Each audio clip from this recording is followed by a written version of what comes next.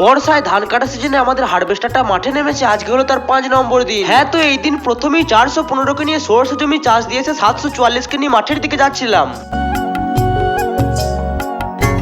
মাঠে এসে গাড়িটাকে আমাদের দিলুকি ধারকানের পাশে লাগিয়ে দিয়ে আমি দেখলাম মেশিনটা ওদিকে নেমে গেছে। আর প্রথম লোডটা দিলুকি ধারকানের ছিল, তাই গাড়িটাকে নিয়ে গিয়ে মেশিনের লোডিং পয়েন্টে লাগিয়ে দিয়েছিলাম। আর এদিকে তখনই দেখলাম গাড়ির চাকায় প্রচন্ড কাদা লেগে গেছে, তাই স্বরাজটাকে নামিয়ে দেওয়া হয়েছে একটা পড়া পুকুরে, শুধুমাত্র চাকার কাদাগুলো একটু গলানোর জন্য।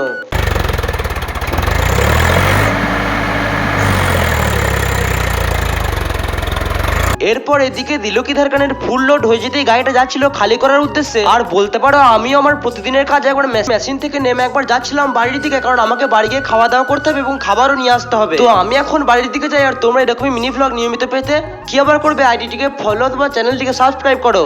আর ভালো এবং সুস্থ থেকো। Bye bye.